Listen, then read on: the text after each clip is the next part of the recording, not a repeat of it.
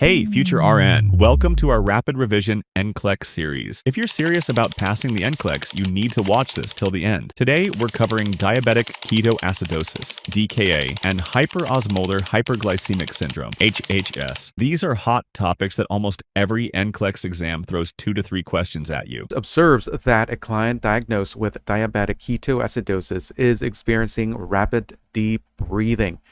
What is the most appropriate intervention? Options: A. Administer normal saline bolus and regular insulin therapy. B. Administer the prescribed PRN dose of lorazepam. C. Instruct the client to breathe slowly and deeply. D. Start the ordered supplemental oxygen at a flow rate of 2 to 4 liters per minute. The answer is letter A. Well, in this case, the patient's rapid deep breathing, this is known as the Cosmos respiration, is a compensatory mechanism that the body uses when it's in metabolic acidosis, like in DKA. And this breathing pattern can help blow off excess carbon dioxide, and it can raise the blood pH to correct the acidity. And so we don't want to interfere with that.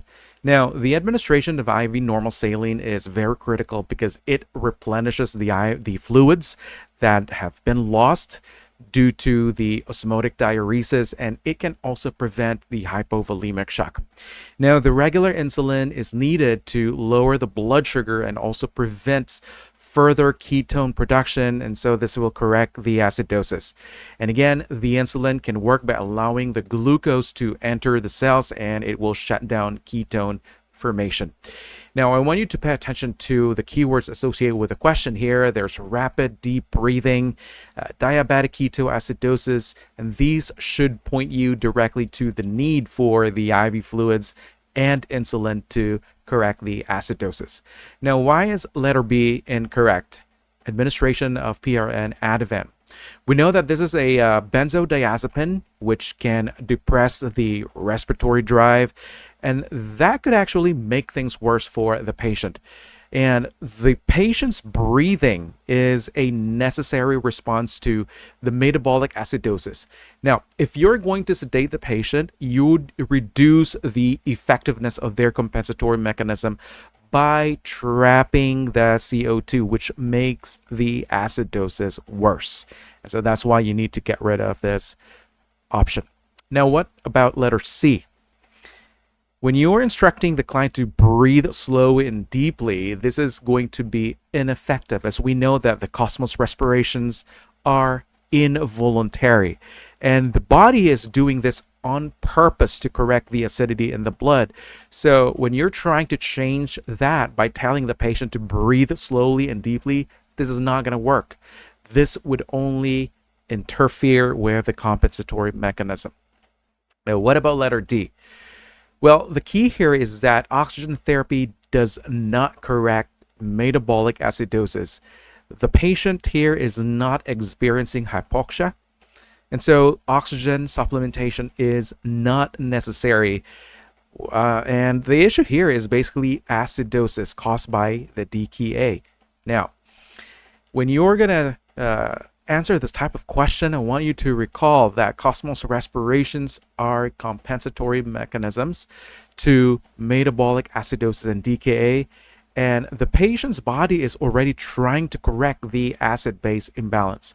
And again, the priority interventions are to administer the normal saline bolus due to the acute osmotic diuresis and dehydration, and also the insulin therapy to correct the hyperglycemic state and also to arrest the ketosis. And I don't want you to suppress the compensatory mechanism unless the patient's showing signs of respiratory distress. And O2 supplementation is necessary unless the patient is hypoxic. Number 2. A 26-year-old woman with type 1 diabetes mellitus develops a sore throat and nasal congestion after taking care of her sick child. She contacts the clinic for guidance because her blood glucose level is 220 milligrams per deciliter, despite taking her usual doses of Glargine and Lispro insulin. What instruction should the nurse provide? Options: A. check blood glucose every 4 hours and contact the healthcare provider if levels remain elevated. B, consume fewer carbohydrates until hemoglobin A1C falls below 7%. C, reduce calorie intake until blood glucose drops below 120 milligrams per DL. And D, use only Lispro insulin until symptoms improve. The answer here is letter A. And the reason for that is that the stress of the illness can cause a release of the stress hormones such as the cortisol, epinephrine, the glucagon, which can lead to increased insulin resistance and hyperglycemia. And this is especially common in people with type 1 diabetes. So I want you to refamiliarize yourself with the sick day rule for people with diabetes, especially with type 1. It's because when they're sick, their blood glucose can rise even if they continue taking their usual insulin doses. And to help prevent complications like DKA, it's critical for the client to check their blood glucose every 4 hours while they're sick, and also to contact their healthcare provider if the glucose remains high, as their body may need adjustments to the insulin regimen. And so the word clue here is that patient has a glucose level of 220 milligrams and they're actually sick, right? They have a sore throat and nasal congestion. And so these should guide you the sick day rule, wherein they should be checking their blood glucose at home frequently. Okay, that is a priority. Now, what about letter B? Why is this incorrect? Well, it's stated about hemoglobin A1C to decrease below 7% and consuming fewer carbohydrates. Well, we know that the hemoglobin A1C measures the long-term glucose control over about 3 months, and not the acute changes that happen during an illness. So it doesn't really help manage the blood glucose during this current infection. Now, when the patient is sick, they need to maintain adequate carbohydrate intake to provide energy for the body to fight the infection. And if you're restricting their carbohydrate intake, this would not be helpful, and this could worsen the situation. And when you see the A1C, this should remind that this is a long-term measure. It's not going to help the client in this current state. Now, what about letter C? Reduce calorie intake and until the blood glucose drops below 120. Well, reducing the calorie intake during an illness could actually be harmful, and it also increases the risk of ketosis. All right, this is a state where the body burns fat for energy due to insufficient glucose and hypoglycemia. So instead of doing that, instead of restricting the calories, patients with type 1 diabetes should focus on maintaining their energy levels to fight infection. And if solid foods are difficult to tolerate, they can still consume liquids like juices or soups that will provide energy. Now, the word clue here is that the reduced calorie intake, this should trigger you a reminder that caloric restriction is not advisable during illness, because the body needs sufficient nutrients to combat the infection. Now, what about letter D? Use only Lispro insulin until symptoms improve. Well, this is pretty much like a discontinuation or holding up with the Lantus, which is a long-acting insulin. And this is not a good idea because the basal insulin provides background insulin throughout the day, and stopping it would result in uncontrolled hyperglycemia, and this could also increase the risk of a DKA. Now, even if the patient's appetite is reduced, the basal insulin should be continued, and adjustments should only be made to the bolus insulin based on the current glucose levels. And so just seeing here that the patient will be using only the Lispro, This should make you consider that glargine plays a critical role in basal insulin control and can't be skipped during any illness. All right.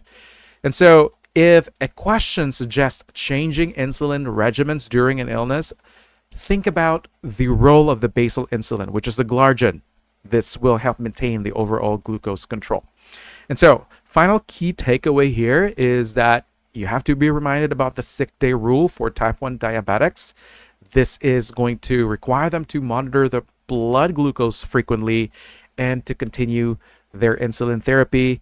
And also, I want to remind you that stopping the basal insulin can also increase their risk of DKA, and the restriction of caloric intake is inappropriate when they're sick because their body needs nutrients to fight the infection. And so I want you to focus on the immediate actions that need to be taken for managing blood glucose during illness. Okay, so disregard those long-term measures like A1C or unnecessary restrictions on food intake.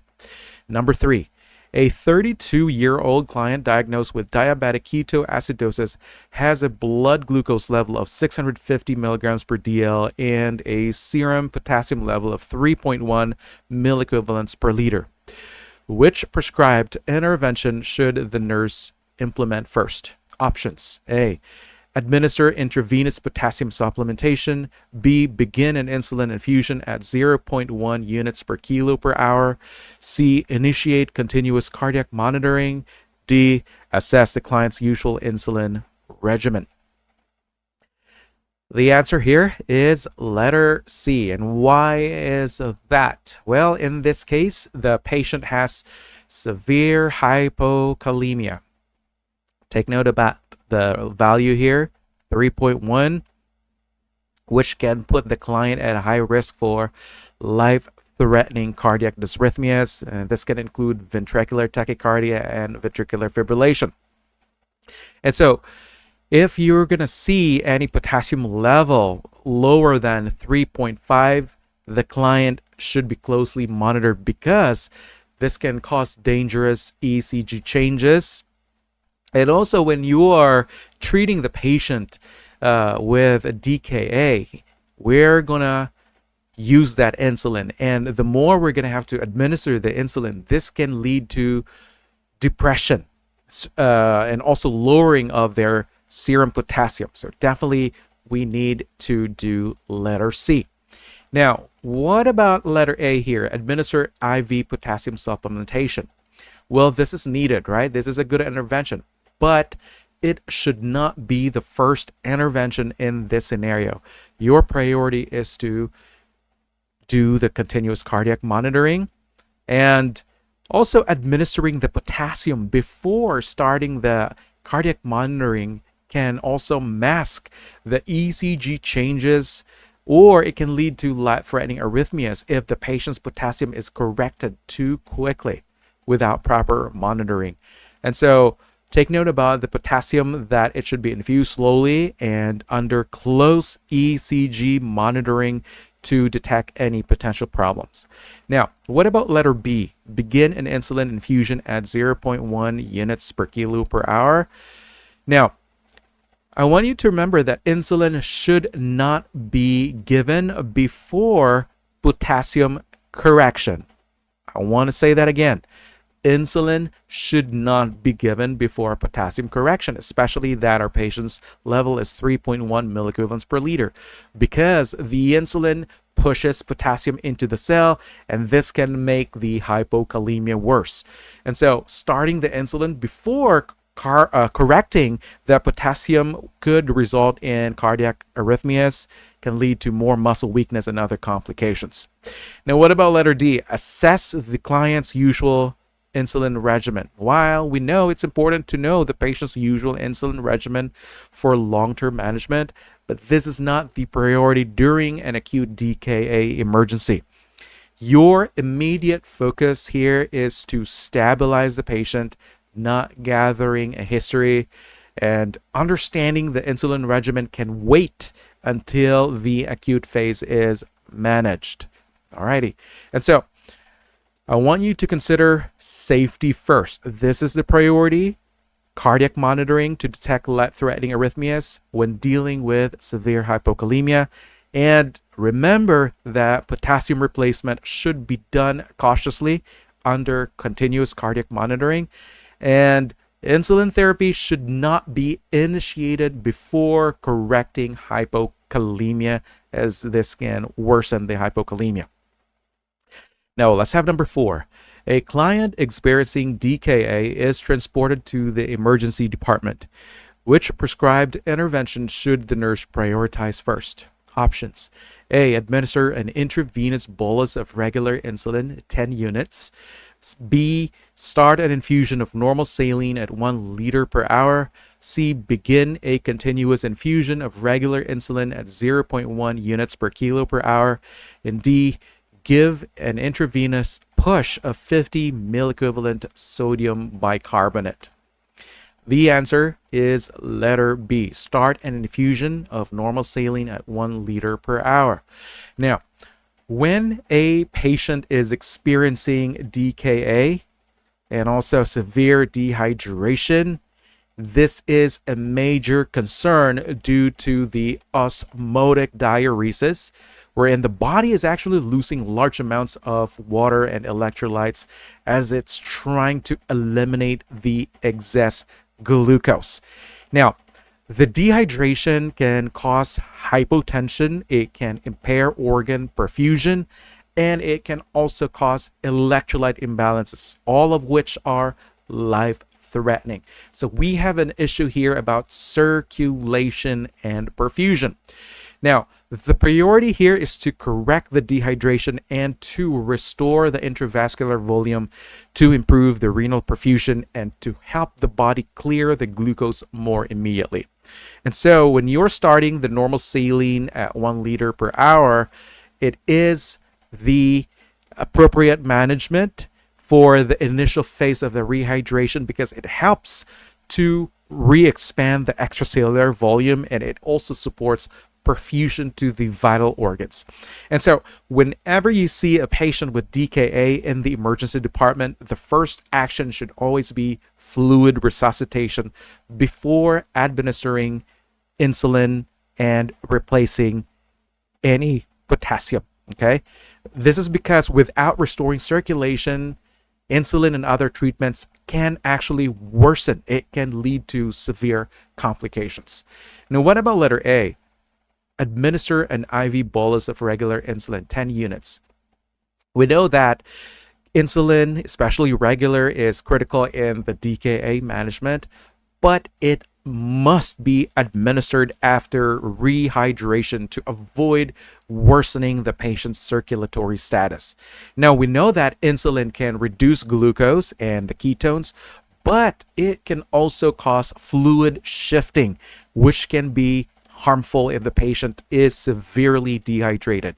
And so when you're administering insulin without first correcting dehydration, this can lead to hypotension and worsening of the perfusion and also circulatory collapse.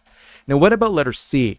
Begin a continuous infusion of regular insulin at 0.1 units per kilo per hour. We know that this is also an essential part of treating the DKA, but I want you to remind that this fluid resuscitation should come first. All right? Again, that is our primary intervention. Now, what about letter D? Give an intravenous push of 50 milliequivalents of sodium bicarbonate. Well, sodium bicarbonate is not routinely used in DKA unless the acidosis is severe. All right? And in most cases of DKA, the acidosis resolves with insulin therapy and fluid resuscitation. And the administration of bicarbonate can cause harmful side effects, including a paradoxical central nervous system acidosis. It can also lead to hypokalemia, and it can also delay the clearance of the ketones. Now, I want you to recall that the administration of the fluid bolus, especially normal saline, should be prioritized to correct the dehydration and also to stabilize the patient before we start the administration of insulin. Okay, let's have number 5. A client admitted for diabetic ketoacidosis due to a urinary tract infection was recently transitioned off on an insulin infusion 45 minutes ago. The client reports dizziness and sweating. What is the nurse's priority action? Options: A, check the client's blood glucose using a finger stick test. B, give 1 milligram of glucagon subcutaneously. C, slowly administer an IV push of 50% glucose or dextrose. D, provide the client with 4 ounces of orange juice. The answer is letter A. Well, the patient's symptoms, which included dizziness, sweating, are classic signs of hypoglycemia. And this can easily occur after transitioning off insulin, particularly if the patient has had recent insulin therapy and has not yet stabilized their glucose level. Now, the priority here is to confirm first the patient's blood glucose level with a finger stick or other immediate blood glucose measurement before taking any further action. And so when you encounter symptoms that suggest a potentially serious condition such as hypoglycemia, your first step is always to gather information by performing assessments before jumping to an intervention. Okay, so the patient's safety depends on confirming what is actually happening. And that's why letter B, that this is incorrect. We know that glucagon is an emergency treatment that is used to raise blood sugar in severe hypoglycemia in patients who are unconscious or unable to take oral glucose. Well, this time the patient is alert and responsive, so they're able to take oral carbohydrates if hypoglycemia is confirmed. And I want you to remember that glucagon stimulates the liver to release glucose, but it is not the first-line treatment for a conscious patient. And it didn't state in the question that the patient is unconscious or unable to swallow, so glucagon is not our option here. Now, what about letter C? Administering IV push D50, right? So this is typically reserved for those severe hypoglycemia when the patient is unconscious or has altered consciousness. And without confirming hypoglycemia via finger stick, the D50 injection can be dangerous. It can lead to hyperglycemia if the patient's blood glucose is already normal or elevated. Now, again, the D50 injection here is suggesting that this is an extreme intervention that should not be used without confirming low blood glucose. And you should not do this without first confirming that the patient is hypoglycemic. So you need to always perform a blood glucose check before giving a D50 injection. Now, what about letter D? Provide the client with 4 ounces of orange juice. Well, oral carbohydrates like orange juice are appropriate for treating the mild hypoglycemia in a conscious patient. However, before you administer any food or drink, the blood glucose should be confirmed first to avoid the risk of carbohydrates when they are unnecessary. And so if the patient's blood glucose is already normal or high, giving the orange juice would cause hyperglycemia unnecessarily. So our key takeaway here is to do your assessment first. Make sure that you always confirm any suspected hypoglycemia with a finger stick blood glucose before initiating any treatment. Let's have number 6. An unconscious client with type 2 diabetes is brought to the emergency department and diagnosed with hyperosmolar hyperglycemic state. What intervention should the nurse anticipate performing first? Options: A, establish IV access. B, start oxygen therapy via nasal cannula. C, administer 50% dextrose IV push. D, give long-acting insulin glargine Lantus. The answer is letter A. Well, we are talking about the HHS, or the hyperosmolar hyperglycemic state, which is primarily characterized by severe hyperglycemia, dehydration, which leads to hypovolemic state. And the first priority is to initiate fluid resuscitation to correct dehydration and also to restore the circulatory volume. Now, why is letter A correct?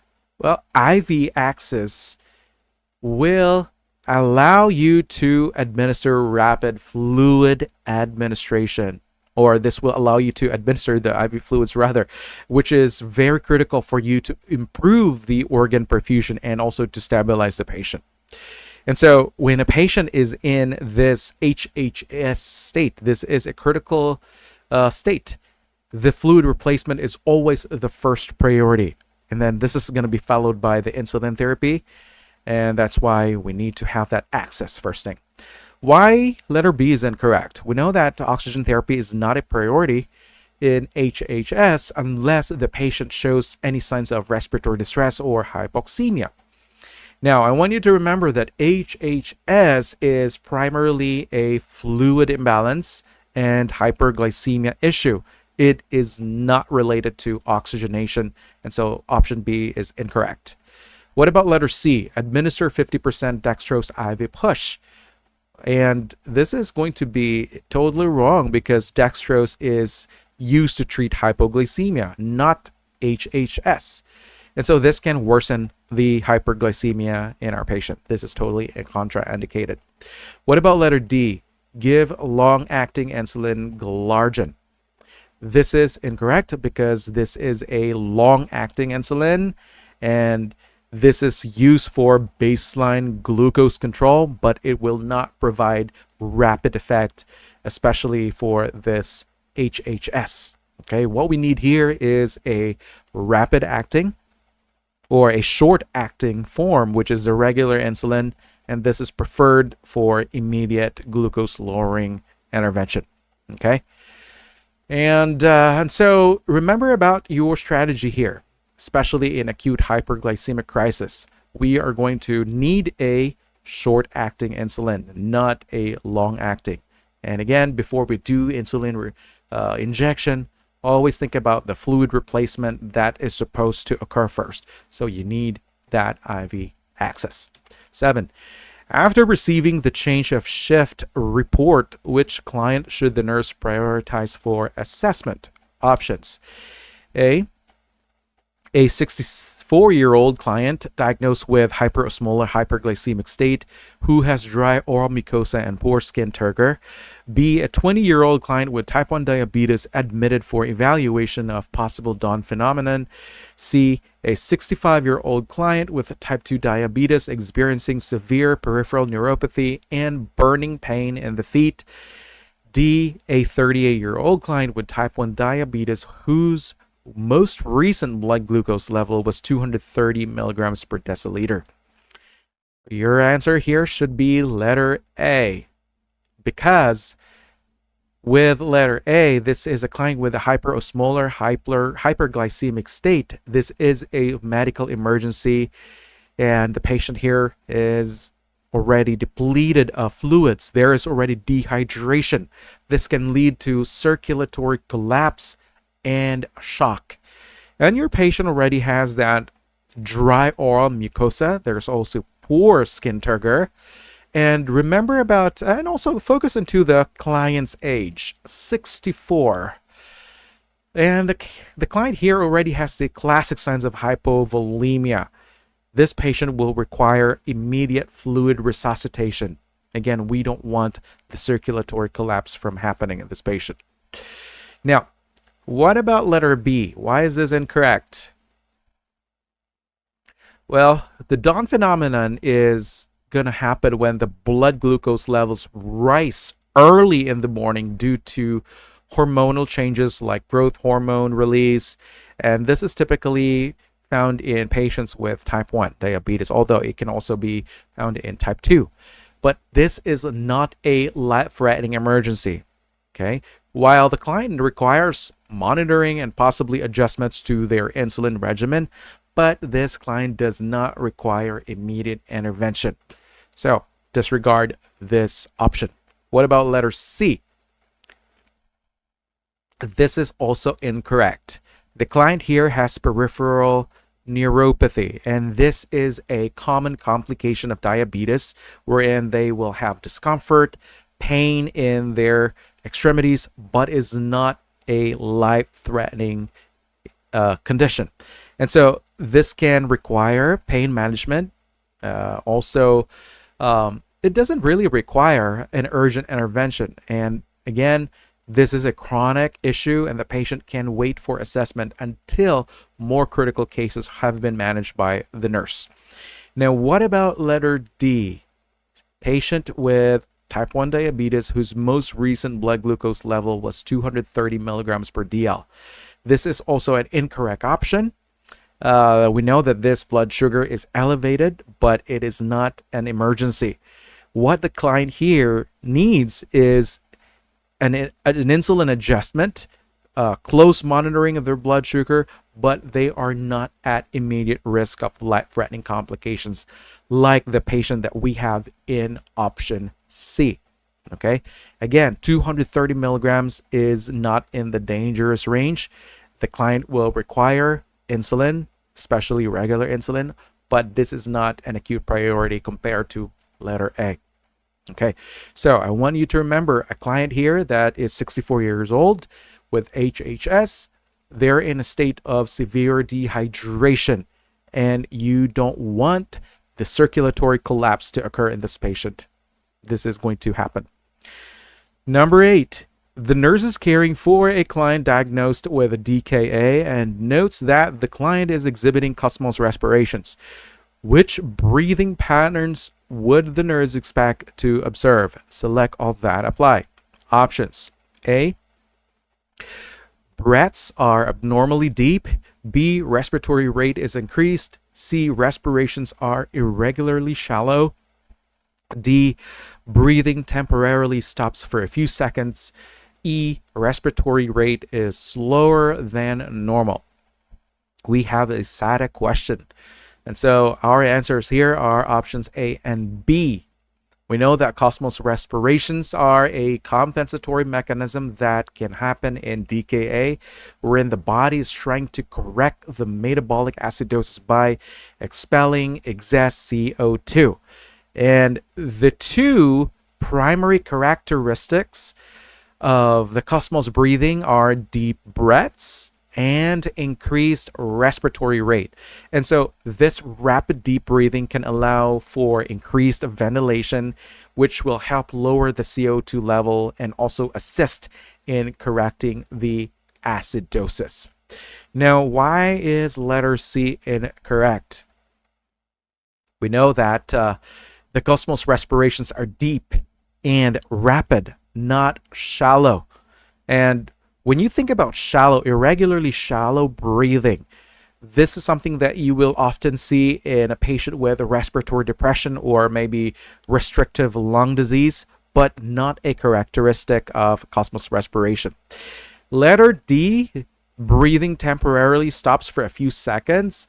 This is actually describing apnea, not Kussmaul's respirations. And I want you to remember that apnea is the cessation of breathing, and this is often associated with neurological disorders like sleep apnea or conditions like respiratory failure, but it's not related to the Kussmaul's. Now, what about letter E? Respiratory rate is slower than normal. This is what we call as bradypnea, which is exactly the opposite of what happens in Kussmaul's respirations. And again, in Kussmaul's respirations, you'll see increased respiratory rate because the body tries to compensate for the acidosis by exhaling more CO2. And so when you see the word slower in option E, this should immediately make you reject this option, because it's the exact opposite of the expected respiratory pattern in DKA. Number 9, a client with DKA is being treated in the emergency department. Which clinical findings are indicative of this condition? Select all that apply. Options: A, rapid deep breathing, B, significantly high blood glucose levels, C, unconscious state, D, elevated serum pH, E, reduced urine output. The answers are letters A, B, and C. Why letter A? Again, with a DKA, this happens because of the severe lack of insulin. It can cause the body to break down fat for energy. And this can result to the accumulation of acidic ketones, which leads to the metabolic acidosis. And to compensate for the acidosis, the body will increase the breathing depth and the respiratory rate, known as osmosis respirations, to expel the excess CO2. Now, significantly high blood glucose levels, usually above 250 milligrams per DL, are a typical sign of DKA. And the body cannot properly use glucose due to the insulin deficiency, which leads to the hyperglycemia. And so this will lead to the osmotic diuresis, which causes increased urination. There's dehydration and imbalances in electrolytes. And so if this is left untreated, the dehydration and imbalances of the electrolytes like potassium and sodium can lead to an unconscious state or even coma. And so we have option letter D and E as incorrect choices. Letter D, elevated serum pH. This is totally the exact opposite. We know that DKA is associated with low pH. There is acidosis because of the buildup of ketones, which are the acidic byproducts of fat metabolism. So you will not see elevation of serum pH in DKA. You will see the exact opposite. There is decreased pH. Now, what about letter E? Reduced urine output. Totally incorrect. Because in DKA, there is polyuria. This is because of the osmotic diuresis. Again, if there is way too much glucose, the body will try to get rid of the extra glucose by allowing it to spill out by the kidneys. And so when that happens, water will follow where the solute goes. And so there is that polyuria. So letter E, reduced urine output, is totally the exact opposite. All right. So you're not going to expect oliguria here. Now, I want you to remember that in DKA, this is characterized by metabolic acidosis. There is hyperglycemia. There's also dehydration. There's osmosis respirations. There's that acetone breath. And also there is that polyuria and severe dehydration. 10. A client is admitted to the hospital with diabetic ketoacidosis.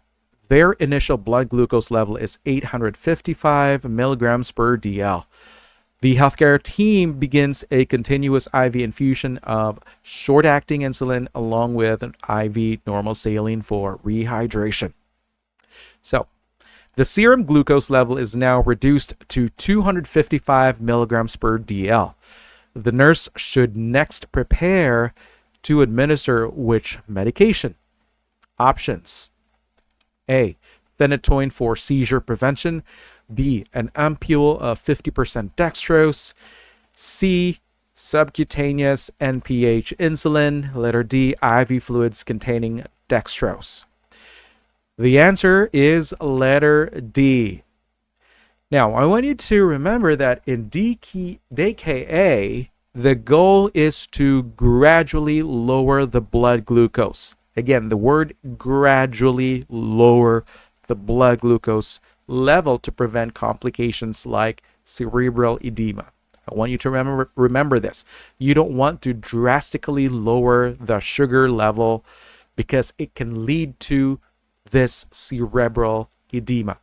And so once the blood glucose level approaches around 250 to 300 milligrams per DL, the healthcare provider should prescribe the reduction of the infusion, especially the insulin, and they should have they should prescribe the IV fluid with dextrose, okay?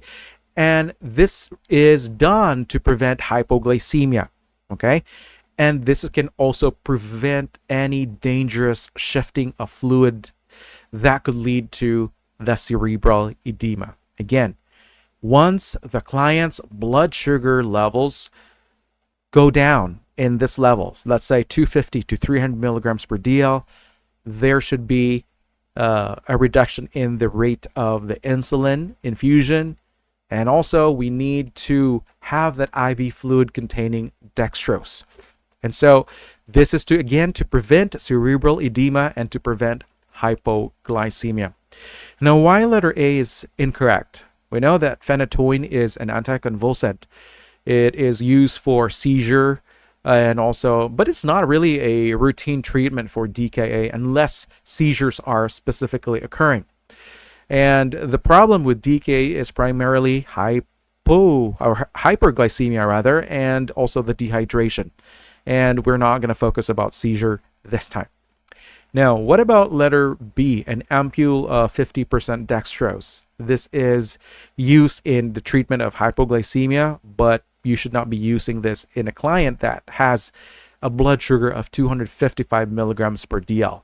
So this can actually cause an overshoot of the glucose. This can lead to rapid fluctuation in the sugar and can also result in fluid shifting and possibly cerebral edema. So you don't want to cause this from happening.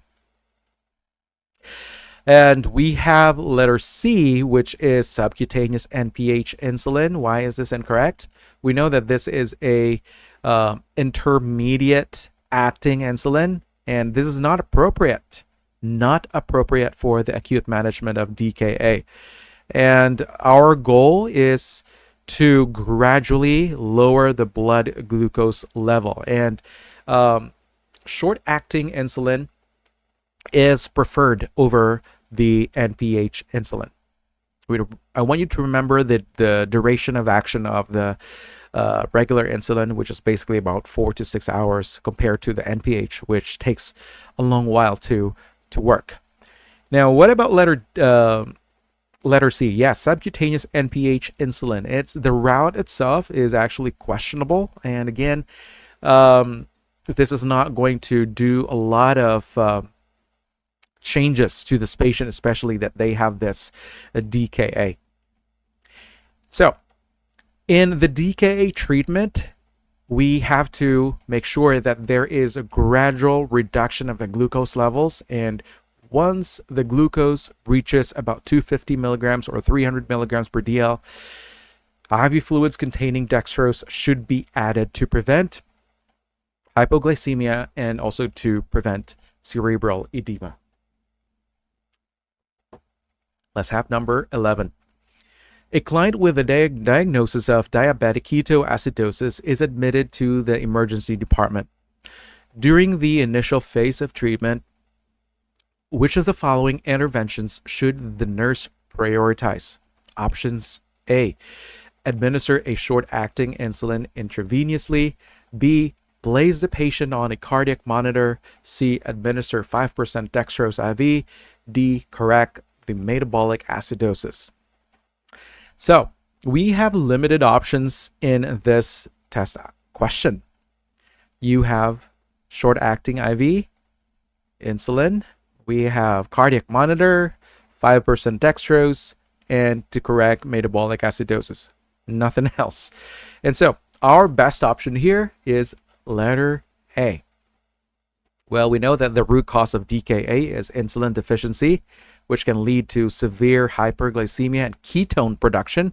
And so your priority here is to administer the short-acting insulin IV to lower the blood sugar. And the main purpose for this is to shift the glucose into the cells. Okay, this is very important.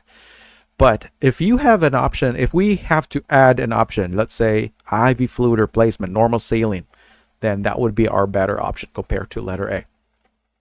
Now, what about letter B? Place the patient on a cardiac monitor. We know that cardiac monitoring is essential due to the risk of potassium imbalances, but it's not the priority over insulin therapy.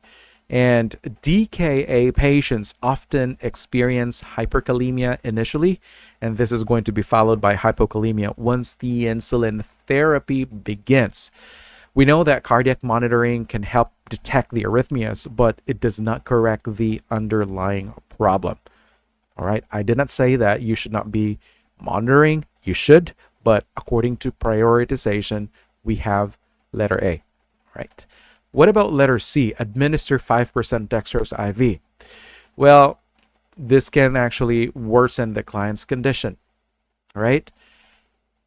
This is something that you should be doing once the patient's blood sugar has approached into that 250 to 300 milligrams per DL.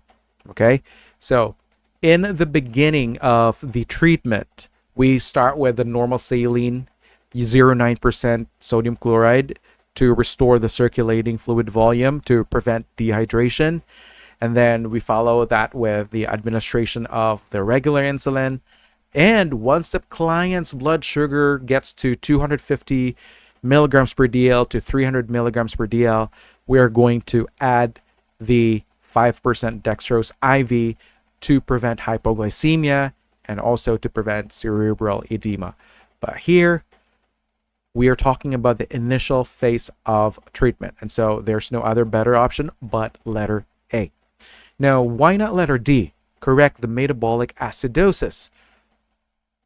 Again, the DKA causes metabolic acidosis due to the ketone buildup. But the insulin therapy and also the resuscitation using the IV fluids can naturally correct acidosis by stopping ketone production. And I want to emphasize here that bicarbonate administration is rarely needed, and it's only given in severe cases wherein the pH goes below 6.9. And I want you to focus your attention into the phrase initial phase of treatment, which means you need to address the cause of the acidosis, which is in the insulin deficiency, before considering correction with the bicarbonate. Okay, so your key strategy in answering this question is to think about the cause and effect. The DKA happens because of the insulin deficiency, and so the first step is always about insulin administration right after the IV fluid replacement, and you need to prioritize interventions that directly address the problem. And options that are supportive but don't fix the problem will be secondary. Okay? Now, let's have number 12. A client arrives at the emergency department in an unresponsive state and is diagnosed with hyperosmolar hyperglycemic state. Which immediate intervention should the nurse anticipate as the priority action? Options. A. Start an IV infusion of normal saline. B. Administer 100 units of NPH insulin. C. Endotracheal intubation. D. Initiate an intravenous infusion of sodium bicarbonate. Of course, you have already learned from the previous test items. Your answer here should be letter A. We know that the main issue in hyperosmolar hyperglycemic state is severe dehydration due to profound hyperglycemia, which leads to osmotic diuresis. And our priority is to resuscitate. We are going to administer fluid boluses using the 0.9% sodium chloride to restore intravascular volume.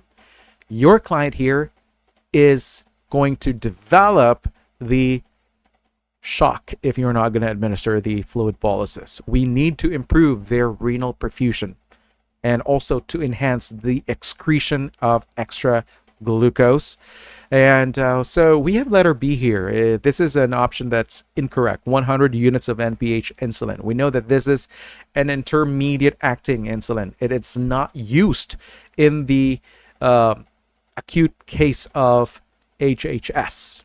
We are going to need the regular insulin, a short acting insulin that will be given after we replace the patient with IV boluses to prevent rapid shifting of blood glucose that could cause the cerebral edema.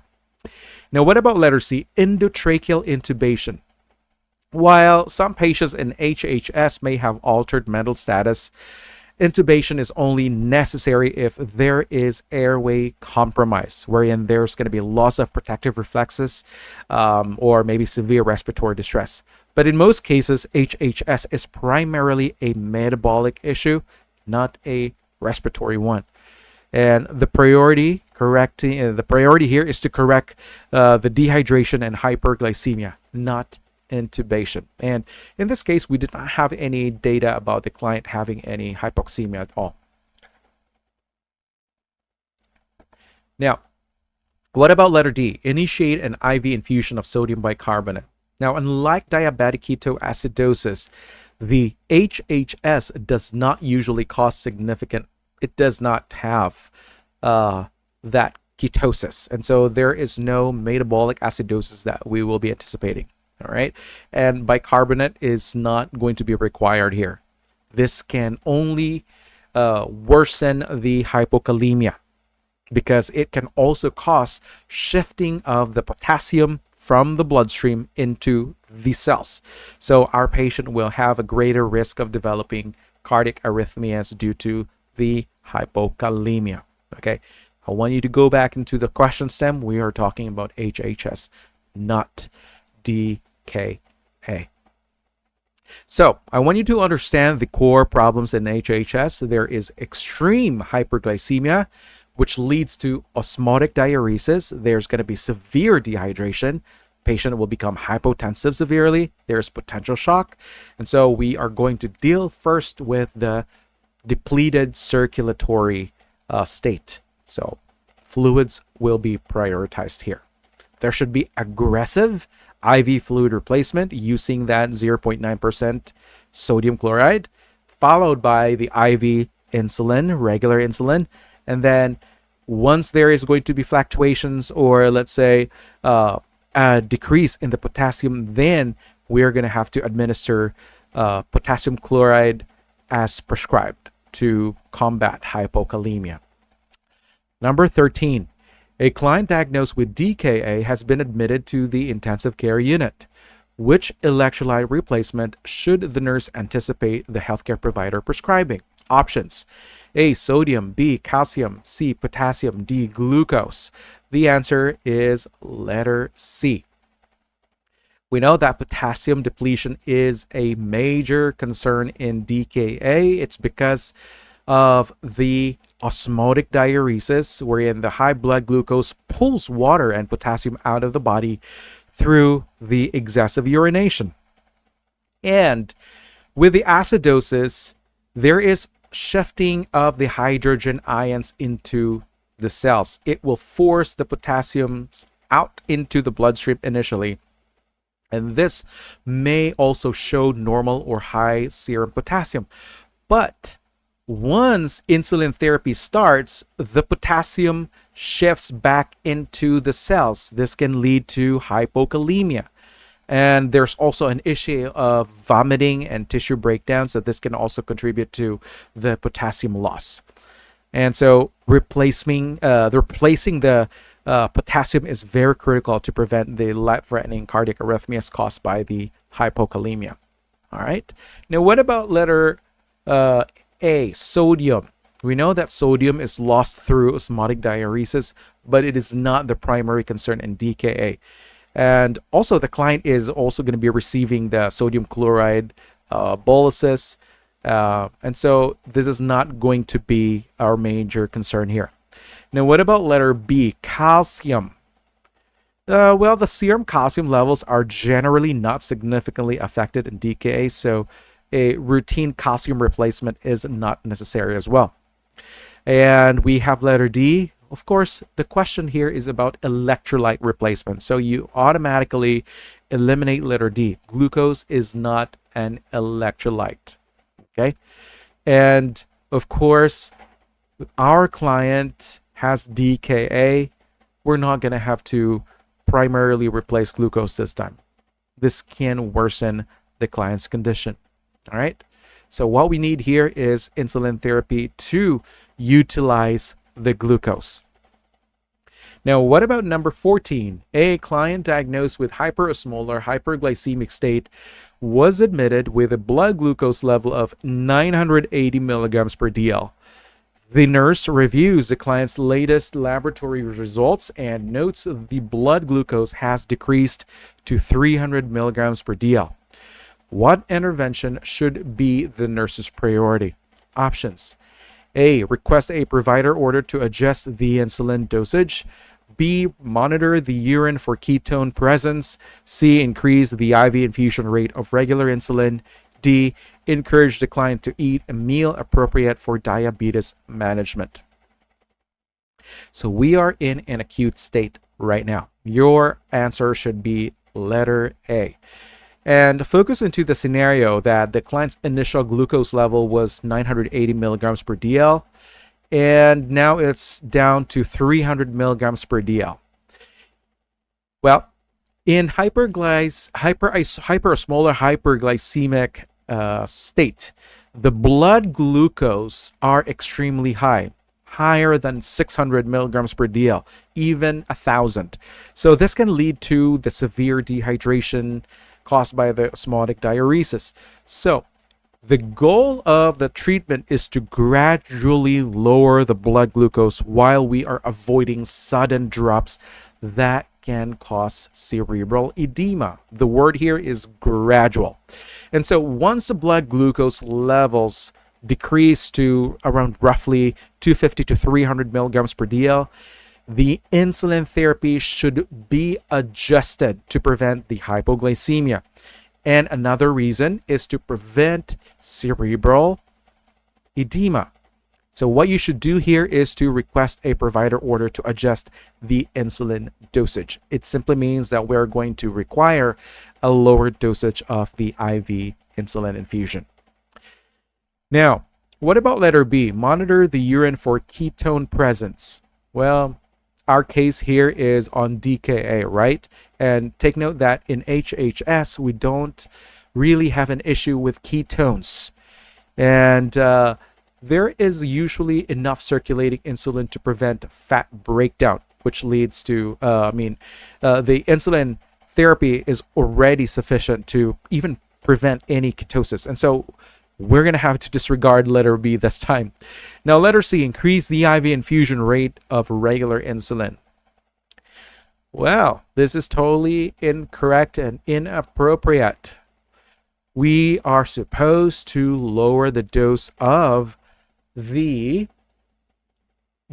regular insulin infusion because we don't want to cause hypoglycemia and we don't want to cause drastic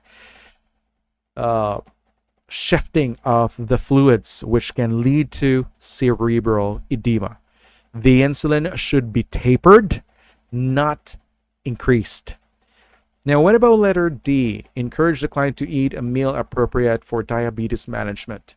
We know that nutrition is important for long-term diabetes management, but the immediate priority is adjusting insulin therapy.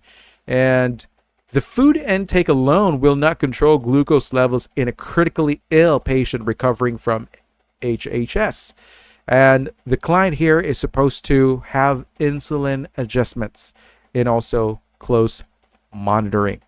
And take note that our client here is in a very critical state, right?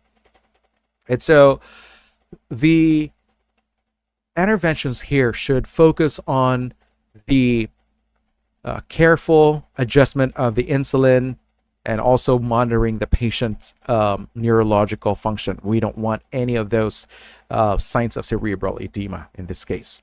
So your priority in treating this patient with the HHS is to make sure that we are gradually reducing the glucose to avoid hypoglycemia and cerebral edema.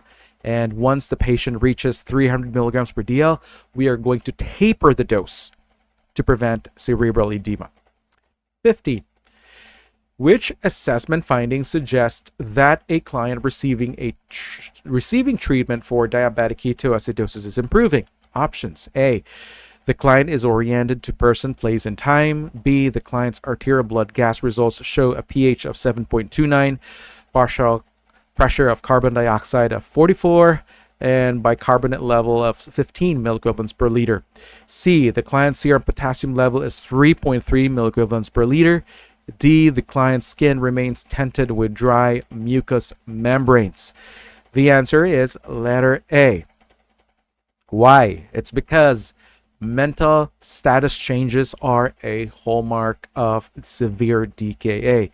And clients in DKA often present with altered mental status, can range to confusion, could be coma, due to severe dehydration. There's acidosis and also electrolyte imbalances. Now, since the question is actually asking about improvement, our answer should focus on manifestations that will tell us that there is going to be an improvement of the neurofunction. So we're going to look for alertness. There's orientation, which are strong indicators that the client is responding to the treatment. And if you selected letter B, this is also incorrect. These arterial blood gases are actually reflecting metabolic acidosis. Look into the pH here, 7.29. This is very acidic. And the bicarbonate level of 15, this is still very low, meaning the body is not fully compensated. And the partial pressure of CO2, 44, which is actually normal, it suggests that there's no significant respiratory compensation. And so this is going to be discarded. Now, if you selected letter C with a serum potassium of 3.3, this is still a low potassium level. And this can develop because insulin therapy can cause the serum potassium to shift into the cells. And this is expected in the treatment of DKA, and this is going to cause some complications in the patient. This still requires intervention. And so a truly improving client should have a stable potassium level that is within the normal range, but not 3.3. What about letter D? The client's skin remains tinted and dry mucous membranes. Well, this actually is telling us that the patient still is dehydrated, right? This is a major concern in DKA, and it looks like the patient has not improved yet. And so we still need to administer the IV fluid up until the patient gets back to its hydrated state. All right. And so I want you to recognize the word improving, especially in the case of DKA. There should be an improvement of neurofunction. So there should be an orientation to person, place, and time, telling us that there is now a return to the normal, which is a clear sign of improvement. And also, ABG values should show normalization of the components, right? And I want you to eliminate those options that have abnormal values, such as the potassium and the abnormal values in letter B as well, and the dehydration manifestations in letter D. These are not signs of improvement. Number 16. A nursing assistant informs the nurse that a client receiving treatment for diabetic ketoacidosis is still hungry after lunch and requests additional food. What is the most appropriate nursing action? Options. A. Advise the nursing assistant that the client must adhere to the prescribed diet and cannot have extra food. B. Consult the dietitian to assess and adjust the client's meal plan. C. Ask the healthcare provider to modify the client's dietary caloric intake. D. Direct the nursing assistant to provide the client with additional food. The answer is letter B, because a client in DKA requires a carefully balanced diet to stabilize their blood glucose level. And so if there is persistent hunger, it simply indicates that the current meal plan is inadequate, which can lead to poor adherence or uncontrolled blood sugar levels if the client eats unapproved snacks. And so the dietitian is the healthcare professional that is responsible for evaluating and also adjusting the client's meal plan to ensure the client's nutritional needs are met while maintaining appropriate glycemic control.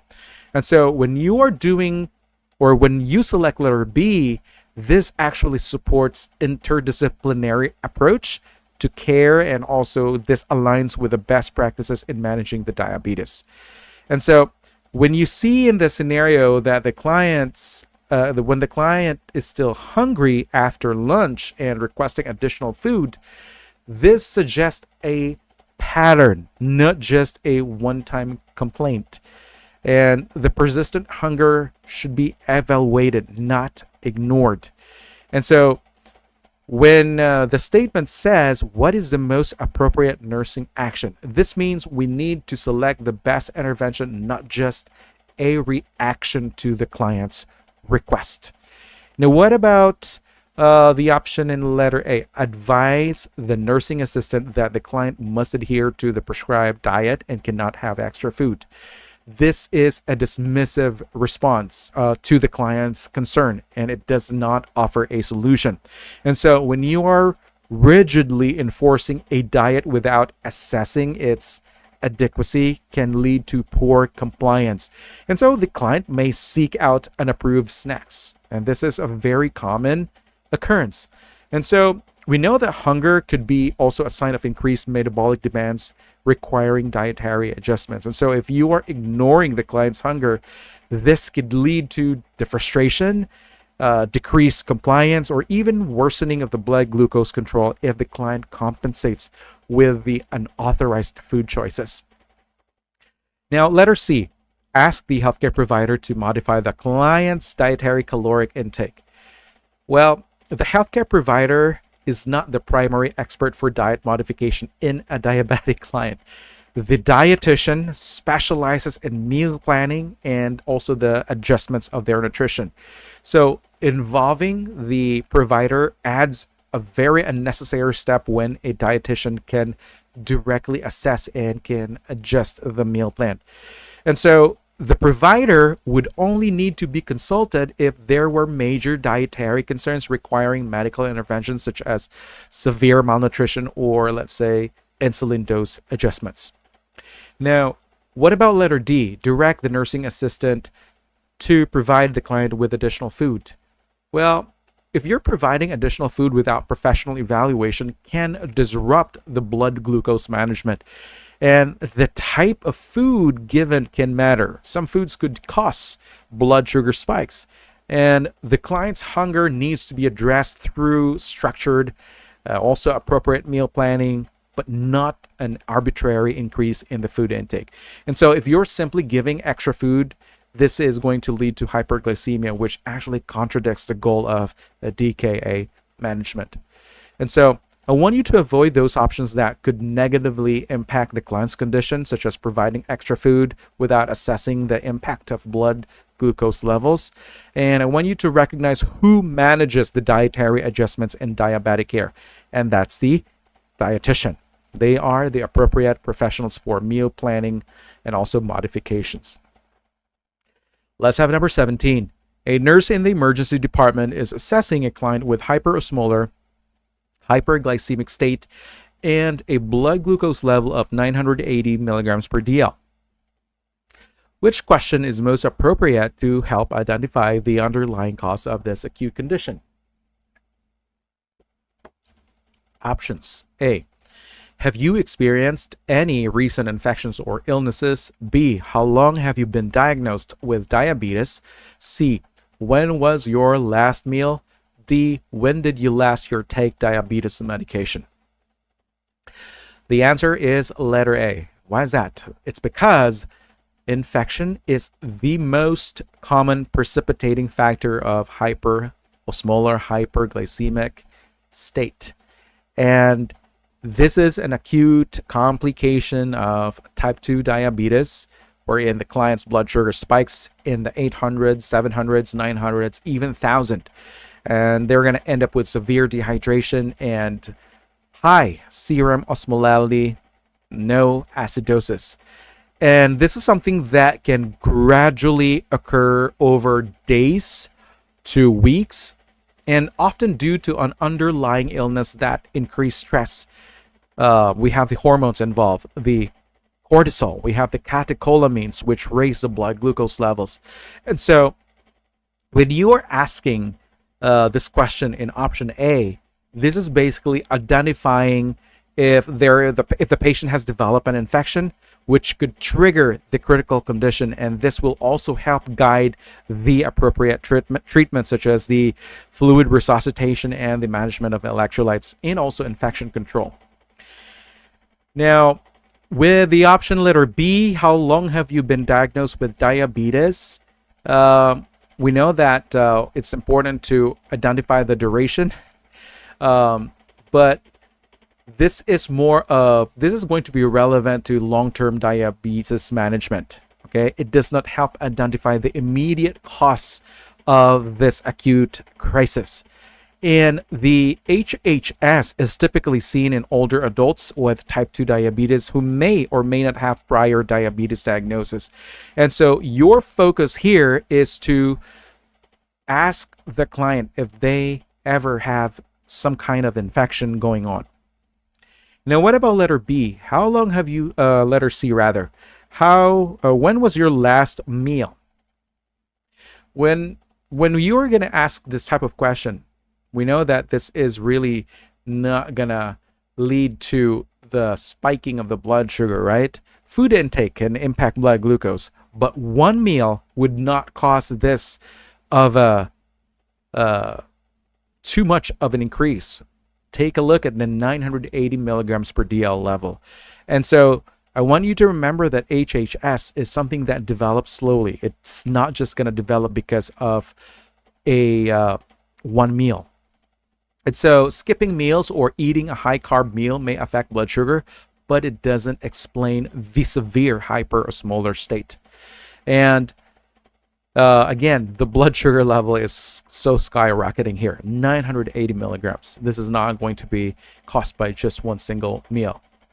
Now, what about letter D? When did you last take your diabetes medication? We know that medication adherence is important, but the HHS is more commonly triggered by the infection, a dehydration, or another stressor. And many clients with type 2 diabetes are on oral hypoglycemic agents rather than the insulin, and missing a dose typically does not lead to such a high blood sugar level. And again, HHS is going to happen gradually. And I want you to use this test taking strategy here. I want you to recognize the key difference between the HHS and DKA.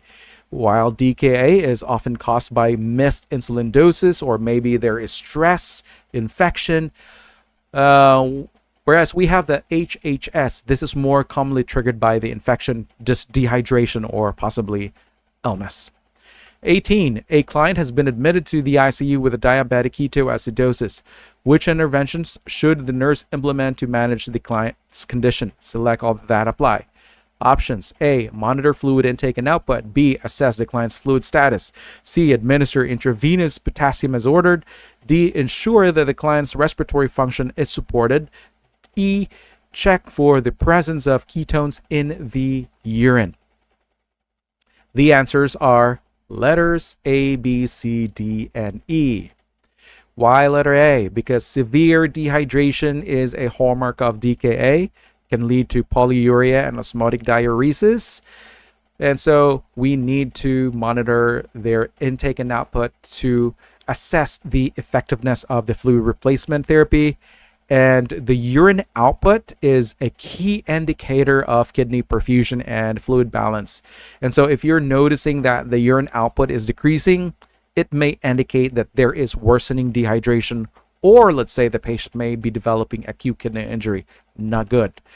Letter B is also correct because DKA leads to severe dehydration, and assessing the fluid status can help you guide in the resuscitation using the IV fluid. And so I want you to remember the key signs of the dehydration. There's going to be hypotension, tachycardia, there's poor skin turgor, dry mucous membranes, and in some people, there's going to be altered mental status due to severe dehydration. This can lead to confusion and also even a coma. Now, what about letter C? Administer IV potassium as ordered. Why is this important? We know that when you are treating DKA with the use of the regular insulin, this can lead to the shifting of potassium ions into the cells. So this can lead to hypokalemia, and we don't want this happening either. And so when the client's potassium is in that level, let's say 3.5, we are going to anticipate replacement of the potassium this time to prevent cardiac arrhythmias. All right. What about letter D here? Ensure the client's respiratory function is supported. Well, of course, this is also a good intervention, right? Well, with a client that has DKA, remember that they're going to develop that cosmos respiration. There's that deep labored breathing to compensate by blowing off the CO2.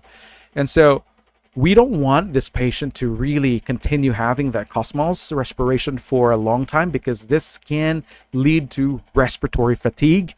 And so we need to monitor closely their breathing pattern. And so in the end, if the patient is unconscious, and of course, if they're not going to be able to manage their airway secretions, they're going to need ventilatory support and also to prevent hypoxia and other complications. Now, take note that our setting here is in the ICU, so respiratory function must be closely monitored as well. Now, what about letter E? Check for the presence of ketones in the urine. We know that DKA is characterized by the presence of the ketones in the urine. This is telling us that the body is breaking down fat instead of glucose for energy. And we are going to do this as well to confirm the presence of ketones in suspected DKA and also to track their clearance as the treatment progresses. And so I want you to always think about fluid replacement in this case. This can correct the dehydration. We also need to monitor the electrolytes and also possibly replace any electrolyte losses to prevent cardiac complications. We are also going to manage acidosis and respiratory function to ensure oxygenation and also to prevent further complications, and to also monitor the ketones to determine treatment effectiveness. 19. A 58-year-old client is brought to the emergency department after being found unconscious. Following the assessment and review of lab findings, the diagnosis of diabetic ketoacidosis is confirmed. Which of the following observations should be most important for documentation in the client's electronic health record? Select all that apply. Options: A, blood pressure measurement; B, hourly urine output; C, condition of the skin, including the presence of rashes, sores, or ulcers; D, the client's response to painful and verbal stimuli; E, size and reaction of the pupils to light. Our options here should be letters A, B, C, D, and E. Why blood pressure? This is very crucial because DKA leads to severe dehydration and the hypotension that is happening due to the osmotic diuresis. And we know that decreased blood pressure can also compromise the tissue perfusion to the vital organs. And so this is a vital component of our assessment. Letter B, hourly urine output, also reflects kidney function and the fluid balance. And this is another critical assessment. Letter C, condition of the skin, including the presence of rashes, sores, and ulcers. And of course, this is actually going to help us determine if there is going to be tenting of the skin, also looking into the turgor, and especially that the patient is unconscious. They are at risk for skin breakdown and also pressure injuries, and they are also prone to infections and delayed wound healing. And so assessing and documenting the skin integrity can help prevent pressure ulcers and secondary infections. Letter D, the client's response to painful and verbal stimuli. This is also critical in an unconscious client because changes in responsiveness can indicate worsening metabolic acidosis. It can also indicate cerebral edema or other neurological complications like stroke. Letter E, size and reaction of the pupils to light. This can help us identify neurological deterioration. And so if there's non-reactive or unequal pupils, this could suggest some brainstem dysfunction, maybe increasing intracranial pressure due to cerebral edema, or maybe metabolic encephalopathy due to the severe acidosis. And so there are no incorrect options in this test item. So I want you to recognize the priorities, especially for this DKA patient that is unconscious. We need to focus on the hemodynamic stability that includes blood pressure, urine output, their neurofunction, the level of consciousness, pupil assessment, skin integrity. Make sure that we are also avoiding those pressure ulcers and infection risk. Number 20, a client's lab results indicate diabetic ketoacidosis. Which of the following findings should the nurse anticipate when reviewing the client's blood gas levels? Options: A, decreased bicarbonate, B, increased pH, C, decreased PO2, D, increased PCO2.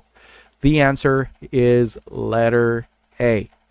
The word clue here is diabetic ketoacidosis, and in this case, the body experiences metabolic acidosis due to the accumulation of the ketones and other metabolic acids like acetoacetate and beta hydroxybutyrate. And these acids will lower the bicarbonate level, which is the body's primary buffering agent to neutralize the acids. Therefore, you should anticipate a decrease in the bicarbonate level on the ABG. What about letter B? This is incorrect. It stated increased pH, which is totally the exact opposite here. In the DKA, the pH is decreased because the acidosis from ketone buildup makes the blood more acidic, not alkaline. Letter C, decreased PO2, is also incorrect. Why is that? Because the partial pressure of O2, oxygen, is typically not directly impacted by the DKA unless there are respiratory complications such as pulmonary edema or acute respiratory distress syndrome. And in most cases of DKA, PO2 levels remain stable unless the client develops a secondary respiratory issue. Now, what about letter D, increased PCO2? Well, in DKA, the PCO2 is often decreased because of the hyperventilation, because the body is trying to compensate by rapidly increasing the respiratory rate and also the depth of the respiration. And so this is actually counteracting the buildup of acid. So the PCO2 here is actually lesser, not increased. So I want you to remember that in metabolic acidosis, the body compensates by hyperventilating, which lowers the PCO2. So if the question asks about a condition involving acidosis, expect the PCO2 to decrease, not increase. 21. A nurse is administering regular insulin, Novolin R, to a client with diabetic ketoacidosis. Which of the following is the primary reason why the IV solution will include potassium to release potassium levels in the extracellular space? Options: A, potassium is shifted into cells due to the anabolic effects of insulin and glucose. B, potassium is excreted along with glucose in the urine as the kidneys try to clear excess glucose. And C, potassium is lost from the body through excessive sweating caused by the coma. And D, potassium is depleted by the rapid breakdown of body tissues induced by insulin and glucose. The correct answer is letter A. And so when insulin is administered, it not only helps glucose move into the cells, but this can also activate the sodium potassium pump. And so this can move the potassium into the cells. It can cause a drop in the extracellular potassium levels. So we're basically seeing here a shifting of serum potassium from the vascular compartment into the intracellular compartment. And the insulin reduces blood glucose. So the shift of potassium into the cells results in the need to replace potassium via IV to avoid hypokalemia. So this is something that we need to watch for, especially when we are treating a patient with a DKA while we are administering the continuous insulin infusion. Now, why is letter B incorrect? It's because in DKA, the main reason for low potassium is the shift of potassium into the cells due to the insulin. While potassium can be lost in the urine from excess glucose, the primary cause in DKA is the cellular shift. Letter C is also incorrect because in DKA, potassium isn't mostly lost through sweating. And the main issue or the main cause of potassium loss is insulin moving potassium into the cells, not sweating. Letter D is also incorrect.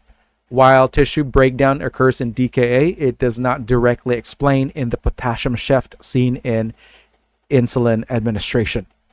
So, your critical test taking strategy that you should use here, especially with potassium management in DKA, you focus on how insulin moves the potassium into the cells. So this will require potassium replacement, very critical. So I want you to eliminate those options that focus on less relevant causes like sweating or tissue breakdown, and I want you to prioritize the insulin's effect on the potassium. 22. A client with type 1 diabetes presents with diabetic ketoacidosis and is prescribed a continuous IV infusion of regular insulin. What should the nurse do before starting the insulin infusion? Options: A. Check and record the client's blood glucose levels every hour. B. Clear the tubing, IV tubing, by flushing it with 50 ml of insulin solution. C. Administer the insulin infusion using gravity at the prescribed rate. D. Take daily arterial blood gas measurements and log them in the medical record. Your answer here should be letter B. And so when you're administering regular insulin via continuous IV infusion, the insulin can bind. Simply, it can attach to the IV tubing, which might lead to an inaccurate dose. And so what you need to do here is to flush the IV tubing. You're going to prime the IV tubing with 50 ml of insulin solution to ensure that the insulin is effectively delivered to the patient right from the beginning without losing anything to the tubing. And so this is very critical for accurate dosing and also to maintain the patient's treatment plan. Now, why is letter A incorrect? We know that monitoring blood glucose is essential in managing the DKA, but it doesn't address the immediate concern of ensuring the insulin infusion is correctly started. The issue here is about the preparation, making sure that there is no complications or there is no issue with the delivery of the IV insulin. And so the blood glucose should be monitored frequently, but again, this action does not proceed or address the issue of properly setting up the insulin infusion. Letter C is also incorrect because gravity is not a safe method for administering insulin.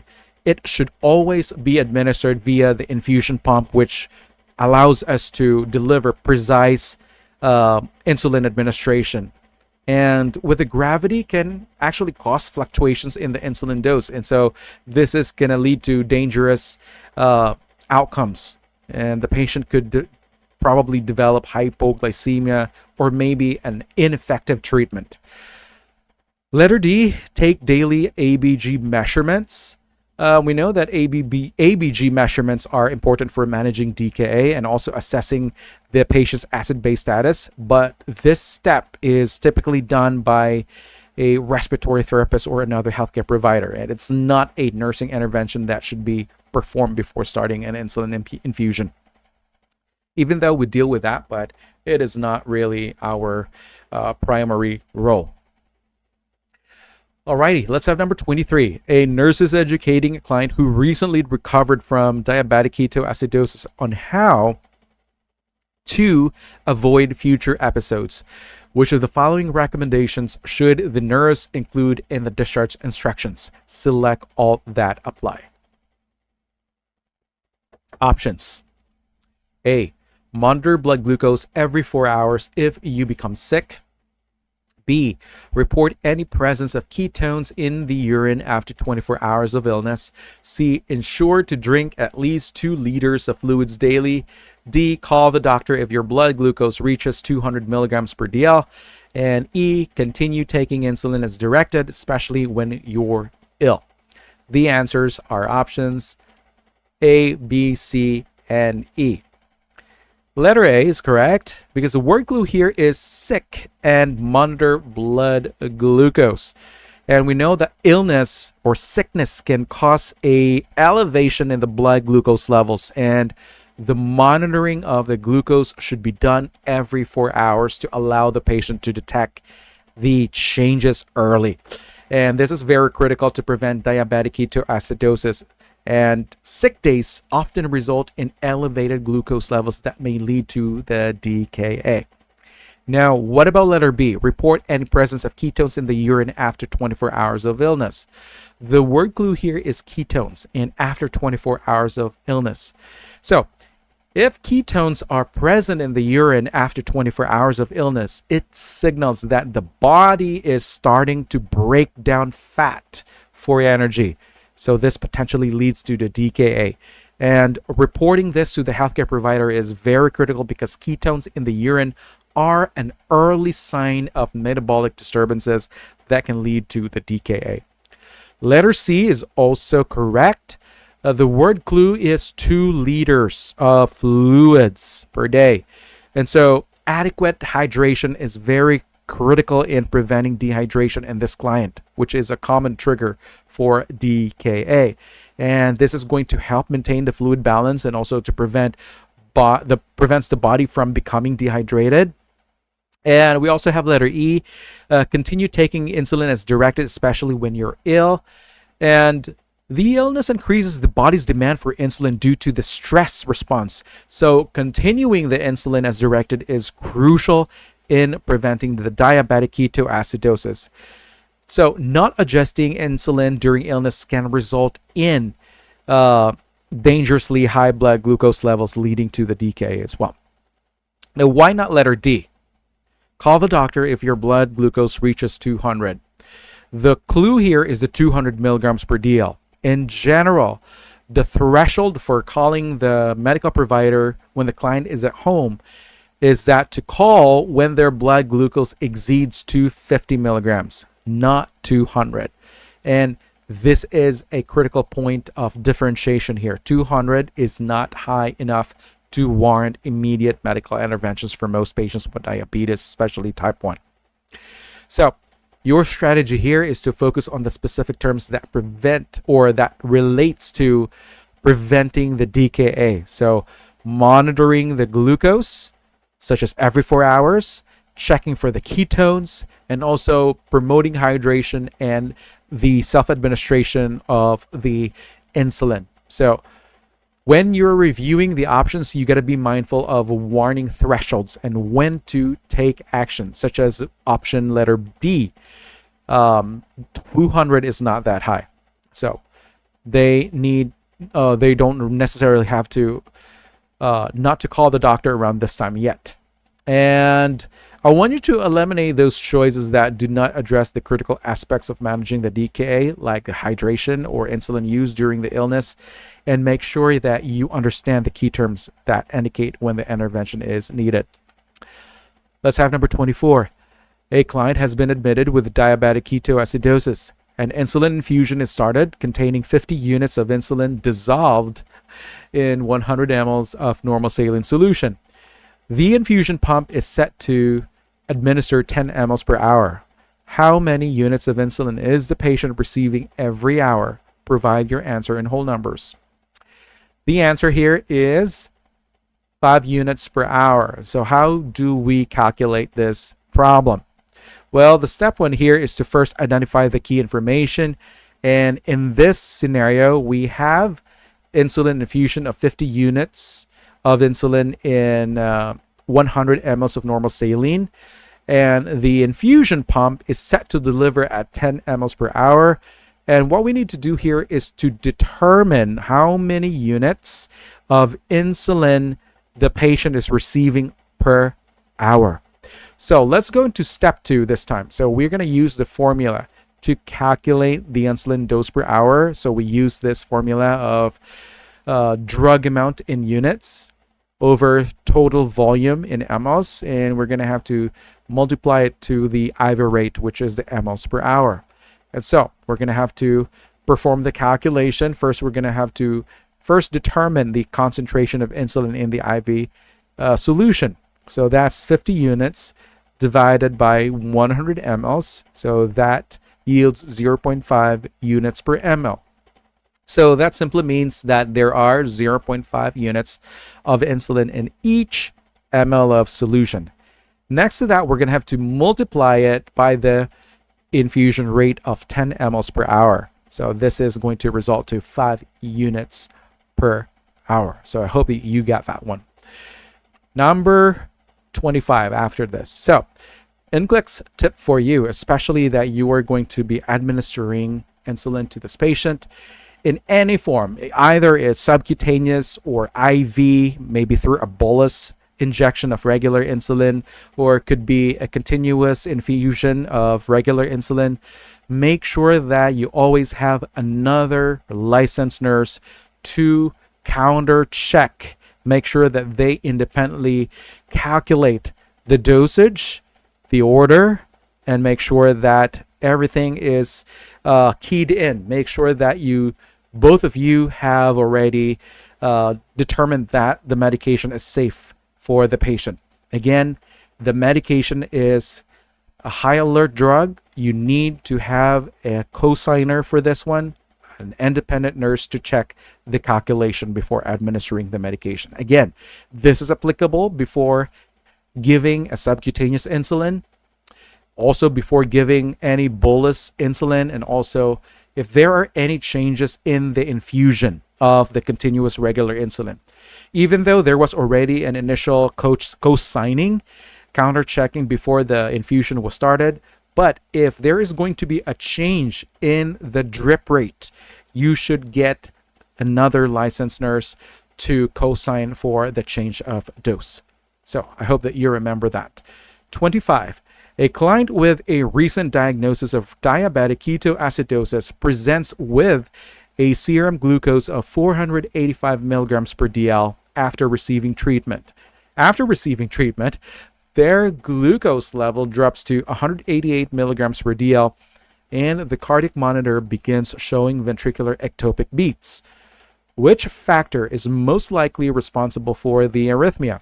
Options: A, low serum chloride levels, B, increased serum sodium levels, C, reduced serum potassium levels, and D, increased serum glucose levels.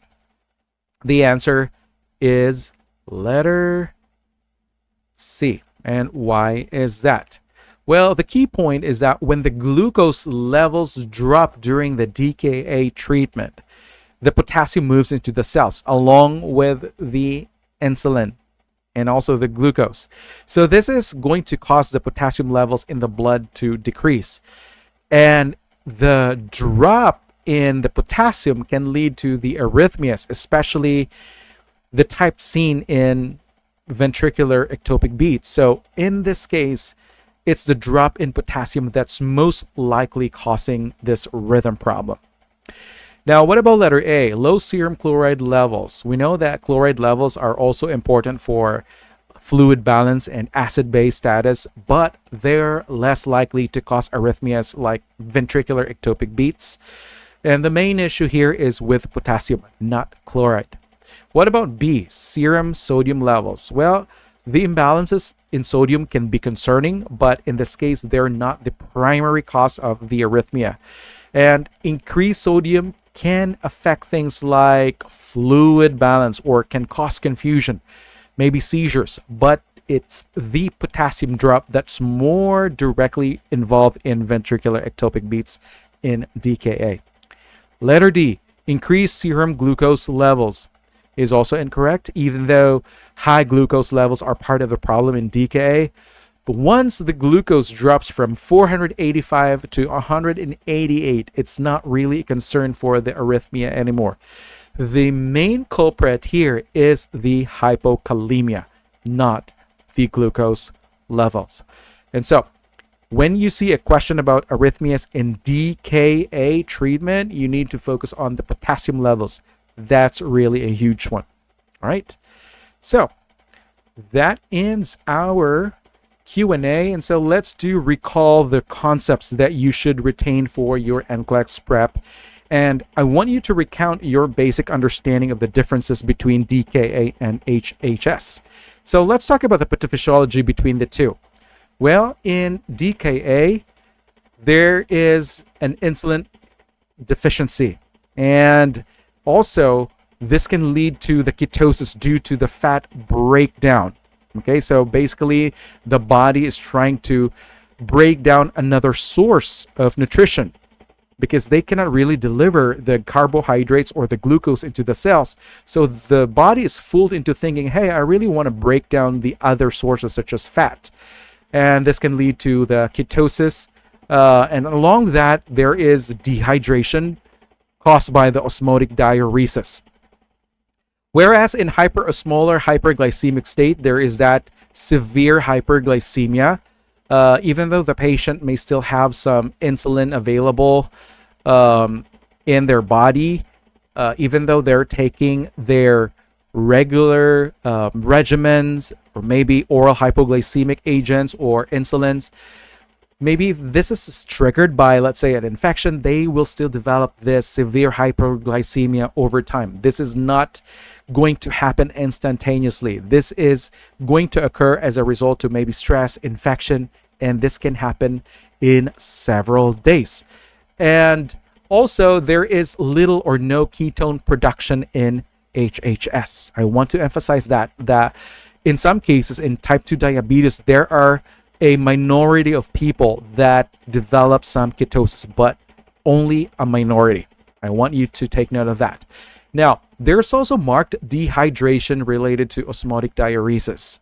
And now we're going to look into the laboratory findings. So in DKA, this is going to happen, especially if the blood glucose is greater than 250 milligrams per DL.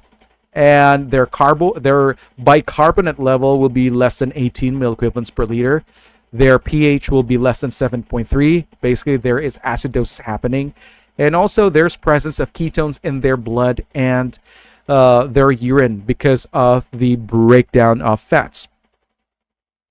Whereas, in the hyperosmolar hyperglycemic state, their glucose levels can go up higher or even more than 600 milligrams per deciliter. And their serum bicarbonate level usually stays normal or slightly decreased. And the serum pH usually would stay within the normal limits as well. Now, as far as the manifestations, the client here with the DKA, since their ketones are acidic, the body tries to compensate that by increasing their rate. So you will see the Cosmos respirations, which will help remove the carbon dioxide and it will reduce the acidity. We also have the fruity smelling breath. We also have the altered LOC,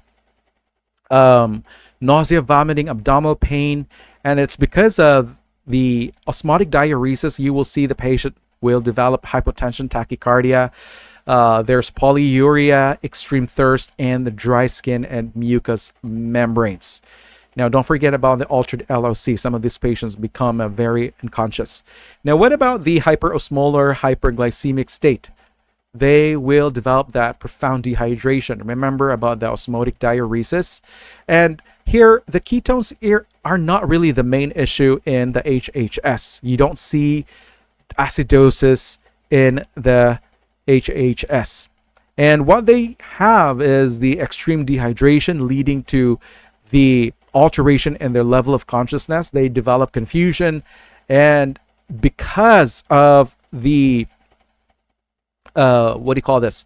The shifting of the fluid here, it's because of the increasing glucose, they're going to end up with the seizures. And this can affect their brain function. They also have the hypotension, tachycardia as signs of shock. There's extreme thirst, polyuria, and also the dry mucous membranes. Now, the bottom line here is that DKA is driven by the fat breakdown. So I don't want you to forget this. This is the main key difference between the two. This can lead to the cosmos respirations and the ketones in the urine. They have that fruity smelling breath. While the HHS, primary problems here that we need to deal with are the hyperglycemia and the dehydration, and also the altered LOC. And yeah, that's these are the main differences between the two.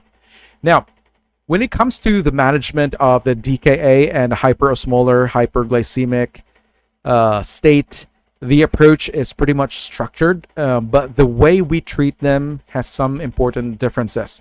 And so the biggest distinction is that the DKA involves ketosis and acidosis, which are absent in HHS. And so let's go into differentiating the treatment between the two.